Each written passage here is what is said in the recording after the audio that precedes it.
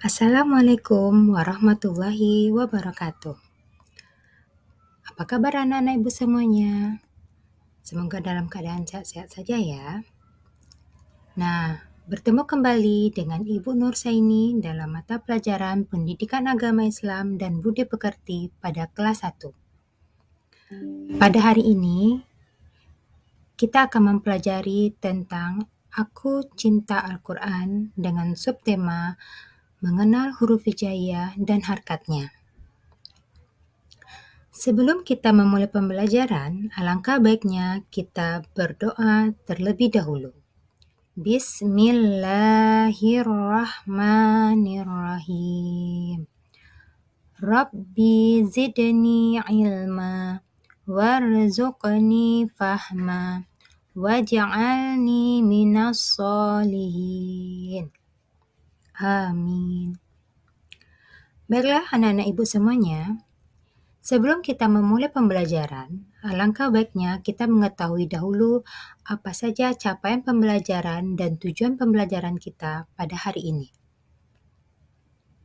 Capaian pembelajaran kita adalah pendidikan agama Islam dan budi pekerti menekankan kemampuan mengenal huruf hijaiyah dan harkatnya, huruf hijaiyah bersambung, dan kemampuan membaca surat-surat pendek Al-Quran dengan baik. Sedangkan tujuan pembelajaran kita adalah yang pertama menjelaskan makna Al-Quran dengan benar. Yang kedua, melafalkan huruf hijaiyah dengan fasih. Yang ketiga, menyebutkan arti harkat dengan benar. Yang keempat, menyebutkan macam-macam harkat. Dan yang kelima, melafalkan huruf hijaiyah dengan harkatnya dengan benar. Nah, sekarang marilah kita masuk ke pembelajaran kita pada hari ini, yaitu tentang mengenal huruf hijaiyah dan harkatnya. Huruf hijaiyah itu disebut juga dengan huruf Arab. Huruf hijaiyah digunakan di dalam Al-Quran. Huruf hijaiyah itu berjumlah 29 huruf dan ada juga yang menyebutkan 30 huruf. Nah, huruf hijaiyah ini yang pertama adalah huruf alif, sedangkan huruf hijaiyah yang terakhir adalah huruf ya. Nah, anak-anak ibu apakah sudah hafal huruf hijaiyah itu? Mulai dari alif sampai ke ya? Nah, kalau belum, mari kita pelajari sama-sama. Huruf hijaiyah yang pertama tadi adalah huruf alif. Nah, sekarang kita lihat huruf kedua, ketiga, dan seterusnya. Kita ulang dari yang pertama. Huruf hijaiyah yang pertama adalah huruf alif. Kemudian huruf ba, kemudian ta, kemudian fa, kemudian jim, ha, kho, dal, zal, ro, zai, sin, shin, sod, do, to, zo, ain, ghain, fa, qaf, kaf, lam, mim, nun, waw, ha, lam alif, hamzah, dan ya. Nah, itulah huruf-huruf hijaiyah. Sekarang kita akan mempelajari mengenal huruf hijaiyah dan harkatnya atau mengenal tanda baca huruf hijaiyah. Tanda baca disebut juga dengan harkat atau baris. Tanda baca terbagi menjadi 8 macam. Untuk semester ganjil ini, kita kelas 1 hanya membahas 3 tanda baca atau harkat saja. Apa saja yang 3 itu? Nah, yang pertama adalah fathah. Fathah adalah garis miring di atas huruf yang berbunyi A. Yang kedua adalah kasroh. Kasroh adalah baris miring di bawah huruf. Bunyinya I.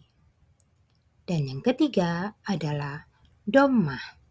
Dhammah adalah baris miring di depan huruf yang berbunyi U. Nah, itu 3 tanda baca yang kita pelajari pada kali ini. Sekarang kita lihat contohnya. Contoh yang pertama adalah alif. Alif, jika kita beri baris fathah, maka ia akan berbunyi A. Alif, jika kita beri baris di bawah atau kasroh, maka ia akan berbunyi I. Dan alif, jika kita beri baris di depan atau dhammah, maka ia akan berbunyi U. Contoh yang lain adalah huruf ba. Ba, jika kita beri baris di atas atau fathah, maka ia akan berbunyi ba. Ba, jika dia diberi baris di bawah atau kasrah, maka ia akan berbunyi bi. Dan ba, jika diberi baris di depan atau dhammah, maka ia akan berbunyi bu. Nah, itu contoh yang kedua. Kemudian contoh yang lain adalah huruf jim. Jim, jika dia diberi baris di atas atau fathah, maka ia akan berbunyi ja. Jim, jika dia berbaris di bawah atau kasroh, maka ia akan berbunyi ji. Dan jim, jika dia diberi baris dhammah atau berbaris depan, maka ia akan berbunyi ju.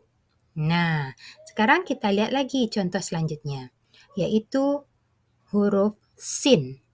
Sin, jika kita berbaris di atas atau fathah, maka ia akan berbunyi sa.